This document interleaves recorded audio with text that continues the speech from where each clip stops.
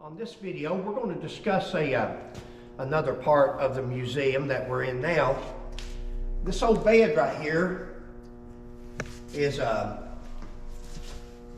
was one time slept in by Devil Anse Hatfield on a regular basis. It was kept at the old store.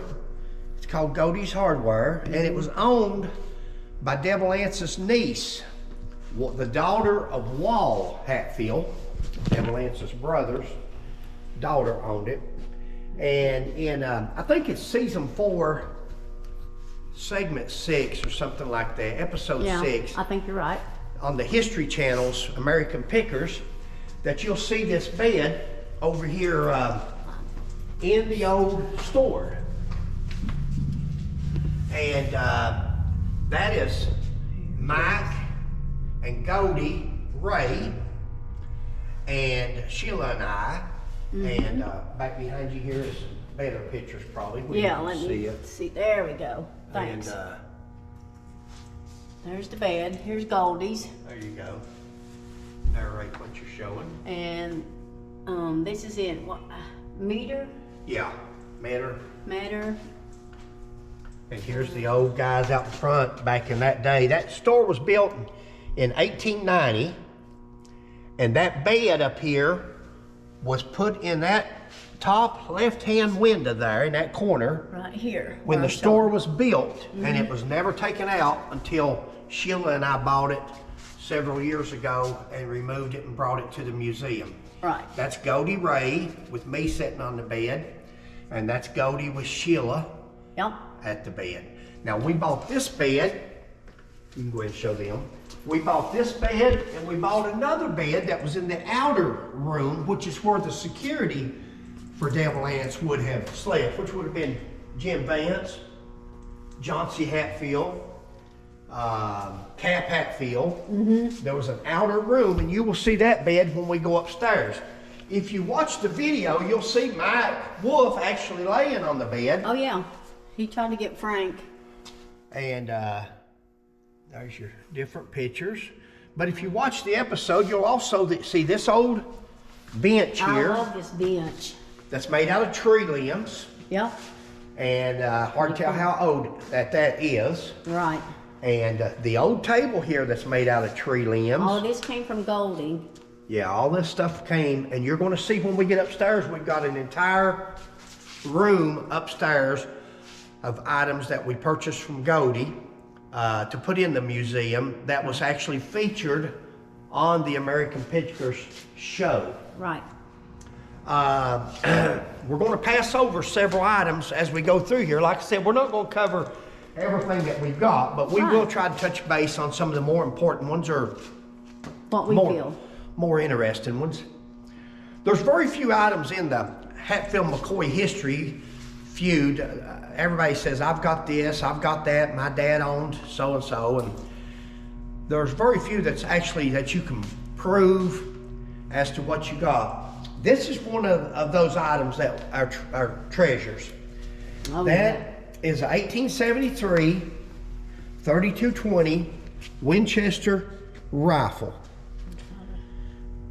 And that rifle is one of the guns that actually killed or shot Crazy Jim Vance. And I'll tell you a little history on it.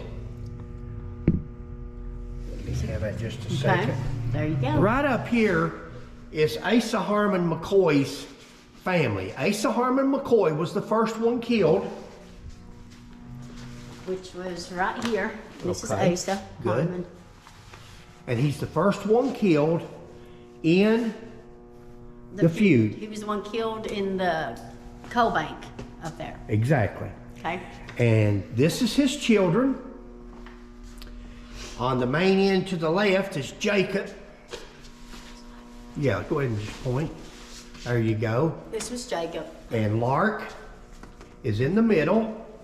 And Bud is on the main end. That's the 3 brothers. That's 3 sons of Asa Harmon McCoy. Now the 4th son, Jeff McCoy, is the one that was killed on the riverbank by Cap Hatfield and Crazy Jim Vance. Crazy Jim Vance, yeah. They took him to the riverbank. He swam to the other side, and then they shot and killed him. Right. So that's the 4 boys.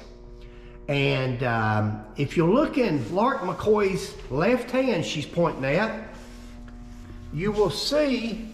Here's your. That rifle right here. Yep. Right there's that rifle that he's holding. Yep.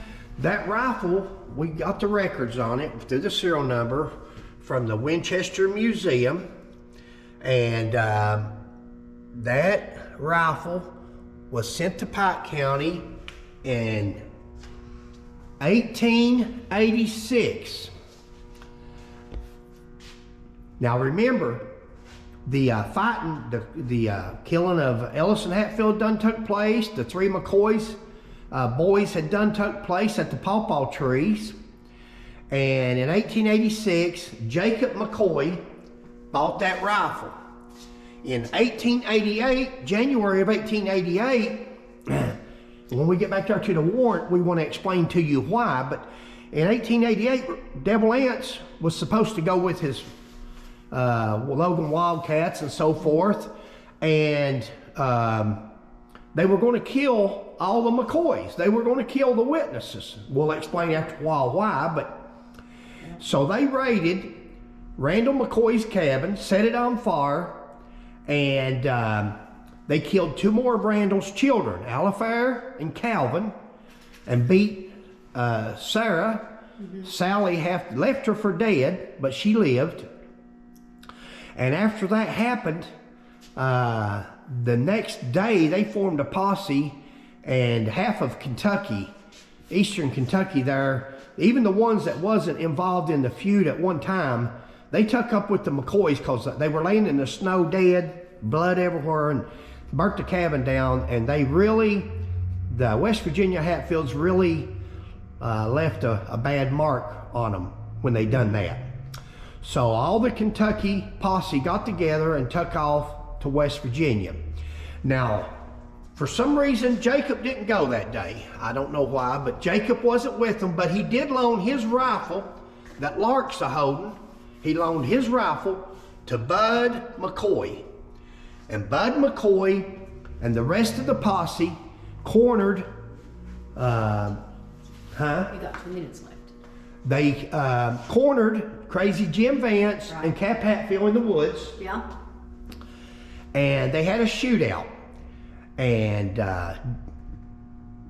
Crazy Jim Vance was shot by 3 different guns. He was shot by Frank Phillips's gun, and he was shot by Jim McCoy, which is Randall McCoy's oldest son, and he was shot by Bud McCoy, right there. Now, who had the killing shot, or if all 3 of them killed, I don't know, but we all know that Frank Phillips, what he did after he went up to him, of course, after he was shot, Cap Hatfield took off running, and he ran off into the woods. They didn't catch him. They gave chase, but they didn't get him. And but after that, Frank Phillips was supposed to have mutilated Jim Vance's head and so forth. So whether that's true, that could just be a tale. That's right. You know how feud tales go.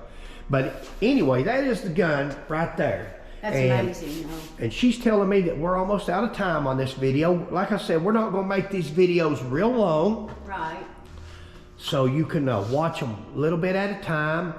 And but we're going to get around to all of, well, probably not all. Right. But a lot of it. This building, well, this building consists of 2 buildings. There's 2 buildings joined together through that door there. This is a building, and it's got an upstairs. And through that door is another building, and it's got an upstairs. So before it's over with, you'll get to see most of it. But the buildings, both buildings are almost completely full of Hatfield McCoy and Moonshine's memorabilia and such like that. So, alrighty.